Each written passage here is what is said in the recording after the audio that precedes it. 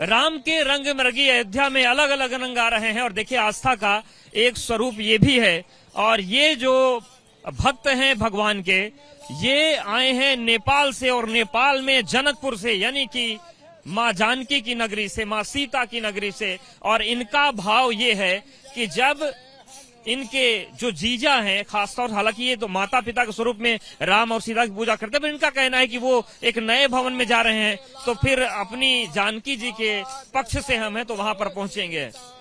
महाराज जी एकदम आस्था में डूबे हैं आप, कहाँ से आए हैं? हम मिथिला से आए हैं महाराज जी। अच्छा, सीता जी की नगरी से, जनकपुर से। ये बताइए कि ये तो बड़ी दूर की यात्रा हो गई, कैसे आए, कब से हैं? हम पैदल आए यात्रा करके अयोध्या में। अब यहाँ से आने के बाद जाने को मन नहीं करता है, आते हैं तो यहीं रह जाते हैं। क्यों आए? अब ये पूरा दृश्य तो टीवी पे भी दिख जाता आपको। दृश्य दिख जाता है, लेकिन यहाँ आकर के गली गली में घूमना, सीताराम कीर्तन सुनना, कथा सुनना, यहाँ रामलीला देखना राम जी का, यहाँ चारों तरफ होता रहता है, इसलिए हनुमान जी का मन लग जाता है यहाँ, फिर जाने को मन नहीं करता है। क्या आपका नाम क्या? आप बड़ा रोचा हनुमान जी हैं? हाँ, हनुमान जी के रूप में यहाँ तो राम भक्त हनुमान जी कहते हैं लोग। तो ये बताइए महाराज जी कि जनकपुरी से जानकी जी हुई, यानी कि राम जी तो आपके जीजा हुए? हम उनको जीजा नहीं मानते, हम उनको माता पिता मानते हैं। सीताराम जी के माता पिता हैं हनुमान जी, उन्हीं की सेवा करते हैं, उन्हीं की भक्ति करते हैं।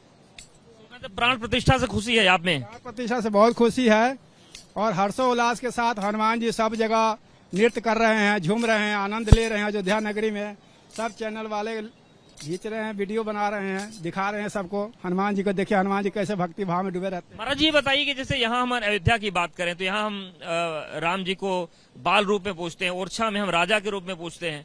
जनकपुर में कैसे पूजा होती है राम जी की? जनकपुर में वहाँ सीता जी को जनक लली की भावना से लोग पूजा करते हैं, सब लोग वहाँ लली मानते हैं। राम जी को?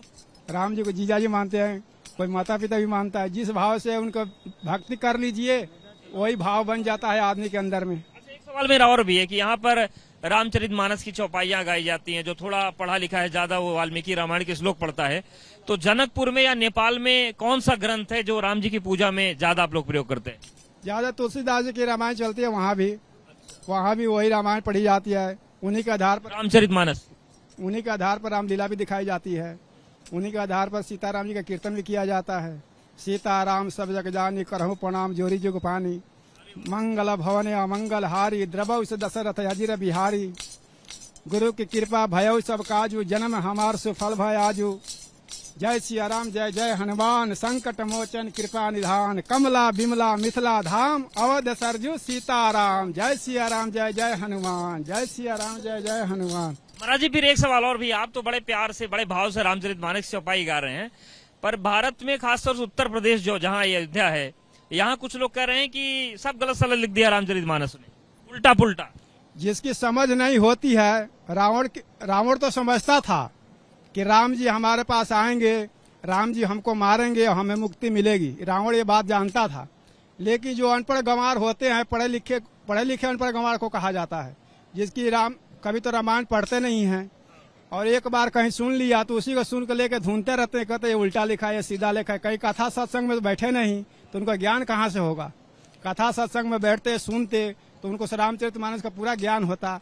जैसे भोलेनाथ ने कथा सुनने के लिए गए कुंभज ऋषि के पास, तो शिव जी ने कथा मन लगाकर सुना और सती माता ने कथा मन लगाकर नहीं सुना, तो इसलिए सती मैया के भाव में थोड़ा अंतर पड़ गया। अच्छा, एक चीज और, जब अगर हम मिथिला की बात करें जो बिहार में है, वो भी जानकी जी की जन्मभूमि है, आपका जनकपुर भी है।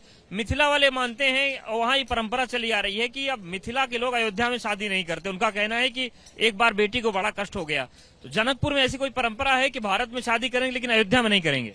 ये भावना हो सकती है, भावना सबके अलग अलग ही होती है, लेकिन आजकल तो आदमी सुख संपन्न देख के लोग शादी करते हैं।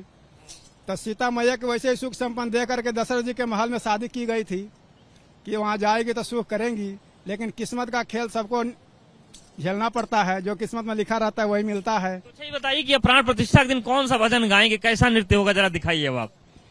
राम लला पधारे नए भवन में, राम लला पधारे नए भवन में, खुशियाँ मनाए चाहूं दिशा में, खुशियाँ मनाए चाहूँ दिशा में, देश क्या विदेश में सब लोग उत्सव मनाए, सब लोग उत्सव मनाए, खुशियाँ मनाए।